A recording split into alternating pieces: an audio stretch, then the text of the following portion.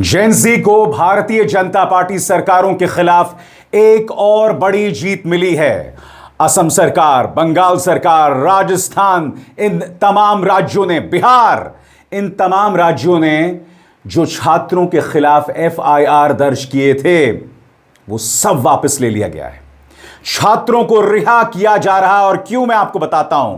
क्योंकि इसका आगाज होता है राहुल गांधी के इस खत के साथ जो उन्होंने अमित शाह को लिखा था, जिसमें उन्होंने कहा था कि पैलेट गन्स किसने चलाई, जिसमें राहुल गांधी ने AK-47 का मुद्दा उठाया था। वो AK-47 जो बिहार के सीवान में चली थी। इसका श्रेय दिया जाना चाहिए नेहा बोरा को। आयसा की नेहा बोरा, वामपंथी संगठन आयसा की नेहा बोरा, जो बिहार पहुंच गई, डीजीपी से मुलाकात की और कहा कि छात्रों पर दबिश ना डाली जाए। इसका श्रेय दिया जाना चाहिए तेजस्वी यादव को, जो लगातार मुख्यमंत्री सम्राट चौधरी पर दबिश डाल रहे थे।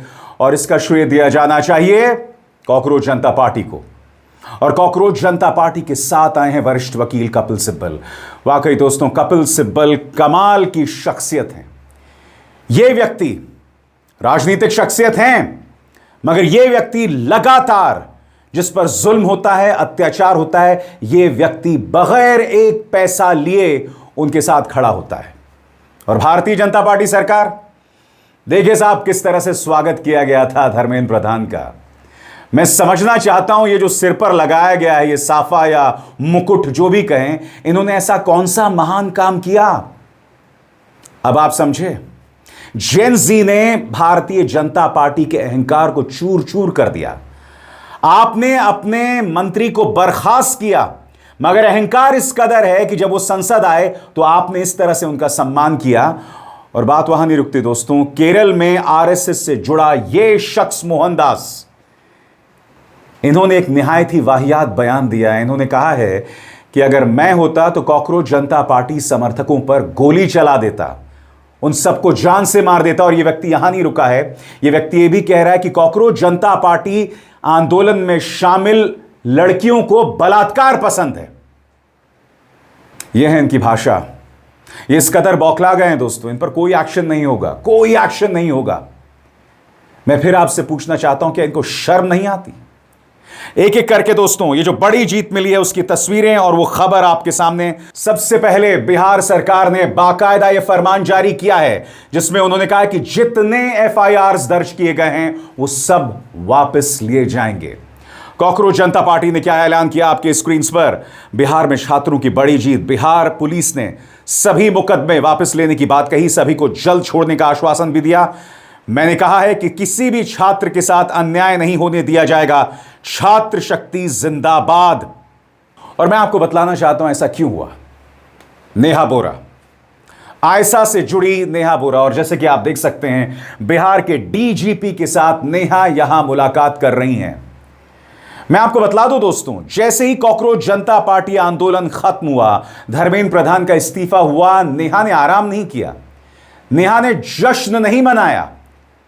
नेहा ने सीधे बिहार का रुख किया, डीजीपी से मुलाकात की, कहा कि अगर आपने केसेस वापस नहीं लिए तो हम फिर से आंदोलन करेंगे। और तेजस्वी यादव लगातार पुरजोर दबाव बना रहे थे और उन्होंने ऐलान किया कि जिन पुलिस कर्मियों ने गोली चलाई है, यह मत सोचो कि तुम पर गाज नहीं गिरेगी, क्योंकि सत्ता बदलेगी, सम्राट चौधरी को जाना होगा, तुम पर हम कार्रवाई करेंगे। और वहां नहीं रुकते, उन्होंने यह तक कहा कि सम्राट चौधरी कब तक हैं, और सबसे बड़ी बात, किसके आदेश पर AK-47 चलाई गई। सुनिए तेजस्वी यादव क्या कह रहे हैं। आप रिहाई का तो आदेश दे दिए जब हम लोगों ने आपको अल्टीमेटम दिया, आपने केस वापसी का तो ऐलान कर दिया जब हम लोगों ने आपको चेताया, लेकिन आप जो दोषी अधिकारी हैं कि किसके वजह से गोली चली और किसके आदेश से आपने गिरफ्तारियां की, उस जांच का क्या होगा। हम लोग अभी भी सम्राट चौधरी मुख्यमंत्री जी से कहना चाहते हैं, उन दोषी अधिकारियों पर जो है कार्रवाई की जाए। एक सिपाही को बलि का बकरा ना बनाया जाए। सिपाही की इतनी हैसियत नहीं है कि AK-47 जो है 15 साल के बच्चे पर छाती पर गोली चलाएगा? किसके आदेश से हुआ? इसका जो है जुडिशियल न्यायिक जांच होनी चाहिए। तब तक हम लोग चुप बैठने वाले नहीं हैं। और उन अधिकारियों को भी हम चेताते हैं। सम्राट चौधरी जी कब आए और कब जाएंगे पता नहीं। सम्राट चौधरी बचाने नहीं आएगा उन अधिकारियों को। कम से कम संविधान, नियमावली, नियम, कायदा अपने प्रोटोकॉल में रहे। और जैसे कि मैंने आपको बताया, राहुल गांधी पहले ही अमित शाह को यह खत लिख चुके थे और उसके बाद एक चेन रिएक्शन हुआ। और कल मैंने आपको दिखाया था संसद से वो नजारा, अमित शाह के खिलाफ किस तरह से नारे उठ रहे थे। अगर आप भूल गए हो या आपने ना देखा हो तो आइए फिर से देखते हैं। अमित शाह जवाब दो, अमित शाह जवाब दो, अमित शाह जवाब दो,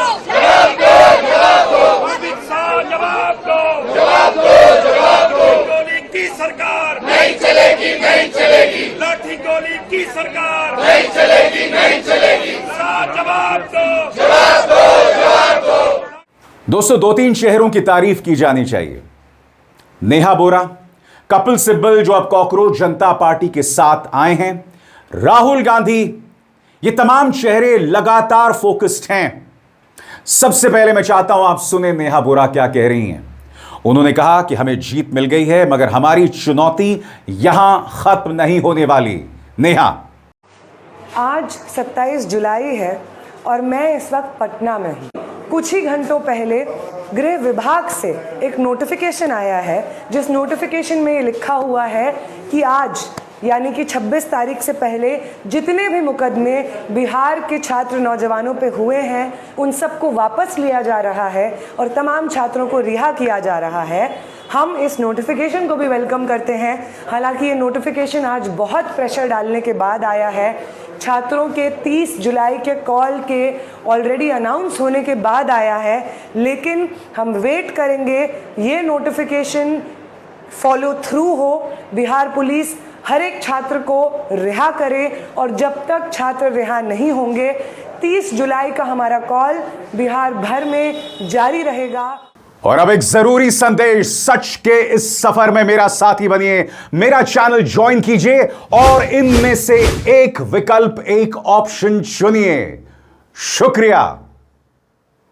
और बात बिहार तक सीमित नहीं है दोस्तों, असम में भी बड़ी जीत मिली है और कॉकरोच जनता पार्टी के जो प्रवक्ता हैं सौरव दास ने बाकायदा असम सरकार के इस अधिसूचना को, इस नोटिफिकेशन को जारी किया है, जिसमें उन्होंने कहा है next up Assam government guarantees release of all arrested protesters, no FIRs और action in future and withdrawal of all existing FIRs. यानी कि सौरव दास ने इस बात का ऐलान किया और कल देर रात उनकी सरकारी प्रतिनिधियों से मुलाकात हुई और उन्होंने कहा कि चाहे असम हो, राजस्थान हो, बंगाल हो, बिहार हो, तमाम जगहों पर जो दबिश छात्रों पर डाली गई है, जो एफआईआर दर्ज किए गए हैं, वो सब वापस लिए जाएंगे। सुनिए सौरव दास ने क्या कहा। दोस्तों, रात के 1 बज रहे हैं एंड अभी हम लोगों ने जो दिल्ली पुलिस के रिप्रेजेंटेटिव्स थे, जो एक तरह से इंटरलोक्यूटर की तरह काम कर रहे थे हमारे डिस्कशंस के लिए, वो आए थे हमसे मिलने एंड हम लोगों से पूछा कि क्या क्या प्रॉब्लम्स आ रहे हैं। हम लोगों ने बताया कि जो वादे किए थे सरकार ने, हमें आशंका है कि वो शायद वादे नहीं रखे जाएंगे। तो वो साथ में ये government of Bihar home department का जो प्रेस रिलीज है जिसमें उन्होंने बोला है कि सारे एफआईआर वापस लिए जाएंगे प्रोटेस्टर्स के खिलाफ एंड फ्यूचर में भी कोई एक्शन नहीं लिया जाएगा, वो प्रेस रिलीज लेके आए थे। एंड साथ साथ हम लोग बैठ के ये डिस्कस कर रहे थे कि कौन कौन से दूसरे गवर्नमेंट्स हो सकते हैं, स्टेट गवर्नमेंट्स, जो ऐसे सिमिलर नोटिफिकेशंस निकाले जिससे प्रोटेस्टर्स को कोई हार्म ना आए। तो ऐसे ही कॉकरोच जनता पार्टी हम लोग पूरे दिन एंड जब से ये प्रोटेस्ट शुरू हुआ है हम लोग प्रोटेस्टर्स के लिए काम कर रहे हैं एंड अभी हम लोगों ने काफ़ी लंबा डिस्कशन किया, ऑलमोस्ट 1.5-2 घंटे हो गए करते हुए। अभी हम लोग निकल रहे हैं एंड सरकार ने गारंटी दिया है कि कल तक जितने भी हमारे एप्रीहेंशंस थे कि ये स्टेट में कुछ हो जाएगा, वो स्टेट में हो जाएगा, उन सब का नोटिफिकेशंस निकल आएगा एंड प्रोटेस्टर्स एक तरीके से सेफ रहेंगे। और सबसे बड़ी बात दोस्तों, मैं आपको बतलाना चाहता हूं कि कॉकरोच जनता पार्टी ने एक साक्षी प्लेटफॉर्म बनाया है और इस साक्षी प्लेटफॉर्म का मतलब क्या है मैं आपको बताता हूं। 20 जुलाई को जो बर्बरता आरएएफ ने की थी, या एडिशनल डीसीपी रमनदीप लांबा ने की थी, या इंस्पेक्टर राही ने की थी। जिस तरह की बर्बरता छात्रों, महिलाओं के साथ की गई, छोटे छोटे बच्चों के साथ की गई, सबको लेकर एक साक्षी प्लेटफॉर्म बनाया गया है। सबसे बड़ी बात, अब कपिल सिब्बल साथ आ गए हैं, जिन्होंने इस कॉज के लिए 1 करोड़ का डोनेशन दिया है दोस्तों, 1 करोड़ का डोनेशन। और मैं आपको बतलाना चाहता हूं, कपिल सिब्बल ने कहा कि हम लगातार समर्थन देते रहेंगे और जो जुल्म हुआ है उसको लेकर हम लीगल ऑप्शंस, वैधानिक विकल्प भी तलाशेंगे। सुनिए क्या कहा कपिल सिब्बल ने। जो मेरी जानकारी में आई है कि दिल्ली की पुलिस फेशियल रिकॉग्निशन के साथ जो भी वहां आया है उसको वो टारगेट करेगी और प्रयास करेगी कि किसी तरीके से उसके परिवार को, उनके लोगों को हैरेस किया जाए। और इसमें भी वो हो सकता है कि कोई कम्युनल दृष्टिकोण के साथ।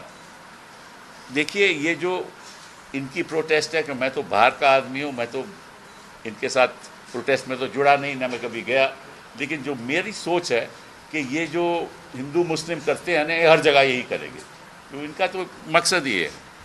तो वो हिंदुस्तान में हमें होने नहीं देना, छात्रों को होने नहीं देना, प्रोटेस्टर्स को होने नहीं देना।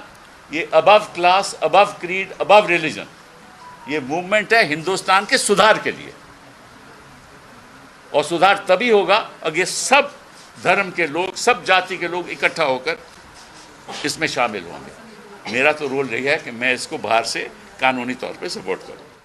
मैंने बार बार आपसे कहा, और याद कीजिएगा, जिस शाम धर्मेंद्र प्रधान ने इस्तीफा दिया था उसी दिन मैंने कहा था कि ये फाइनल जीत नहीं है, क्योंकि आपने भाजपा के अहंकार को कुचला है, आपने उनके अहंकार को कुचला है। यही परिणाम है, यही नतीजा है कि इस तरह से धर्मेंद्र प्रधान का स्वागत किया जा रहा है। यही वजह है कि केरल में यह व्यक्ति सीजेपी पर गोली चलाने की वकालत कर रहा है, सीजेपी में शामिल लड़कियों के साथ बलात्कार की वकालत कर रहा है। आपने इस तरह से इनके अहंकार को कुचला है, लिहाजा यह लड़ाई जारी रखनी पड़ेगी। बेशक असम, बिहार, राजस्थान, इन तमाम सरकारों ने घोषणा कर दी है कि जितने लोगों को गिरफ्तार किया गया है, एफआईआर दर्ज की गई है, वो सब वापस ली जाएंगी, मगर दबिश अभी भी डाली जाएगी, क्योंकि लगातार इस तरह की तस्वीरें मिल रही हैं जहां पर भारतीय जनता पार्टी समर्थित जो संगठन हैं वो सड़क पर उतर के जेन जी के छात्रों को पीट रहे हैं।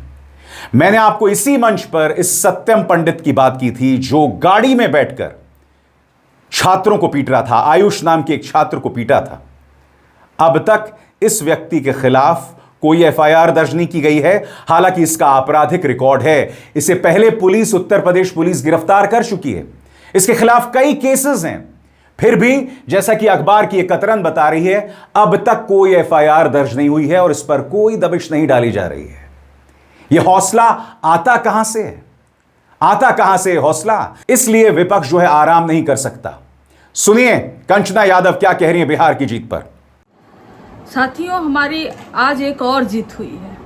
हमारी जीत यह है कि बिहार सरकार ने जितने लोगों पर केसेस लगाए थे, एफआईआर लिखा था, कंप्लेन किया था, जितने लोगों को गिरफ्तार किया था, सबको रिलीज करने के लिए, सबके ऊपर से केसेस हटाने के लिए प्रेस रिलीज जारी कर दिया है। यह हमारी बहुत बड़ी जीत है।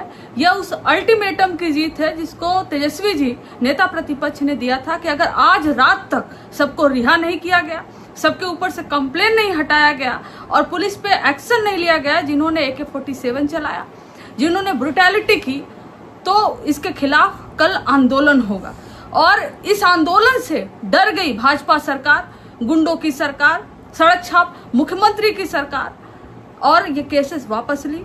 यह आप सबकी जीत है, यह श्री तेजस्वी जी की जीत है, यह डेमोक्रेसी की जीत है, यह छात्र शक्ति की जीत है कि इस घमंडी सरकार का अहंकार टूटेगा, बार बार टूटेगा, और जीत हमेशा छात्रों की होगी, युवाओं की होगी, नौजवानों की होगी, और जीत डेमोक्रेसी की होगी। और दूसरी तरफ दोस्तों, हम कुछ चेहरों को नहीं भूल सकते। याद कीजिएगा मोहम्मद जुनैद। जुनैद वो शख्स है दोस्तों जिसने इस पूरे आंदोलन के दौरान अपने ट्रक में ये खाना भर के लाता था, और उसके बाद उत्तर प्रदेश पुलिस ने इस शख्स को इतना परेशान किया कि रेड माइक को इंटरव्यू देते समय इसकी आंखों में आंसू थे। कहीं ना कहीं इनके भाव से लग रहा था कि कॉकरोच जनता पार्टी भी इन्हें भूल चुकी है। मगर बाद में कॉकरोच जनता पार्टी ने कहा कि नहीं, हम लगातार उनसे संपर्क में हैं। और सबसे बड़ी बात, कांग्रेस भी मोहम्मद जुनैद के समर्थन में आई। मैं फिर आपसे सवाल पूछना चाहता हूं, जुनैद का गुनाह क्या था? वो सिर्फ खाना खिला रहा था। और इसलिए मैं कह रहा हूं, यह कैसी संवेदनहीन, इनसेंसिटिव सरकार है। कोई खाना खिला रहा है तुम उस पर दबिश डालोगे? उसका गुनाह यह है कि वो मुसलमान है। कांग्रेस के सांसद इमरान प्रतापगढ़ी जुनैद से मिले, करीब 1.5 मिनट का क्लिप है। मैं चाहता हूं आप इसे देखें। कल आपको रोता हुआ देख के बहुत तकलीफ हुआ, और आपके मुद्दे को हम लोग पार्लियामेंट में उठाएंगे, लड़ेंगे, बिल्कुल मुतमईन रहेंगे। डरिए मत, जितना डराना था उन्होंने आपको डरा लिया, उसके बाद डरना नहीं। आप कोई भी आए तो एकदम छाती ठोक के खड़े हुए कि हमने कौन सा गुनाह किया है। हम लोग साथ खड़े हैं आपके, राहुल जी आपके साथ खड़े हैं, पूरा अपोजिशन आपके साथ खड़ा है। डोंट वरी, बिल्कुल डरिएगा मत। दोस्तों, ये जुनैद हैं और इनका चेहरा जाना पहचाना है पूरे देश के लिए। इन्होंने सेवा, खिदमत, लोगों की मदद का जो एक काम किया है वो पूरे देश के सामने। और कल इनके आंसू मैंने देखे एक वीडियो में, ये किस तरह से फूट फूट करके रो रहे थे। इनके साथ किस तरह से पुलिस ने इनको डिटेन किया, इनकी आंखों पे पट्टी बांधी, इनको घंटों घुमाते रहे और दूसरे दिन छोड़ा, पूरा परेशान करने के बाद। मैं आज सुबह इनके साथ बैठा हूं और इनकी आप बीती सुन रहा हूं और मैं सोच रहा हूं कि जुनैद नाम होने पे क्यों किसी के दिल में, सिस्टम के दिल में इतनी नफरत कैसे आ सकती है। एक आदमी जो महीनों बच्चों की, छात्रों की खिदमत करता रहा, सेवा करता रहा, उन्हें खाना खिलाता रहा, उसने ये नहीं देखा कि कौन सा छात्र खाना खा रहा है। वो सिर्फ छात्र है, वो देश के किसी भी कोने से आया है, वो छात्र है। तो उसके लिए जुनैद अपनी पूरी टीम के साथ खड़े थे। और जुनैद की टीम में सिर्फ जुनैद नहीं थे, उसमें सरदार जी भी थे, उसमें मिश्रा जी भी थे, उसमें शर्मा जी भी थे, उसमें ईसाई भाई भी थे। और आप जानते हैं दोस्तों, कॉकरोच जनता पार्टी आंदोलन के दौरान एक और चेहरा सामने उभर कर उतरा है, इरफान। लल्लन टॉप ने इरफान का इंटरव्यू किया था और इरफान ने इतनी खूबसूरत बातें कही संविधान के बारे में। राहुल गांधी उसी इरफान से मिले जाकर। मगर उससे पहले देखिए दोस्तों, लल्लन टॉप बधाई का पात्र है। लल्लन टॉप के जो पत्रकार हैं वो इरफान से मिलने उनके घर भी पहुंचे। इरफान इस हालत में जीता है, इस हालत में रहता है, मगर जो खूबसूरती उसकी जुबान से निकलती है संविधान को लेकर, संघर्ष को लेकर, गरीबों को लेकर, मजदूरों को लेकर, यह बतलाता है कि गरीब होते हुए भी आप साक्षर हो सकते हैं, आप जागरूक हो सकते हैं अगर आपका एक्सपोजर सही है। इरफान की चुनौती दोहरी है, वो एक मुसलमान है और गरीब है, मगर इरफान हमेशा सच का दामन थामे रहा। और मैं आपको बताना चाहता हूं दोस्तों, किस तरह से राहुल गांधी उनसे मिले। ये तस्वीरें हैं जहां आप देख सकते हैं इरफान के साथ राहुल गांधी की मुलाकात। और अब मैं आपको मंजर दिखाना चाहता हूं जब राहुल गांधी उनके घर पहुंचे और राहुल गांधी का स्वागत वहां किस तरह से किया गया, राहुल गांधी किस तरह से उनसे बातें कर रहे थे। देखा जाए।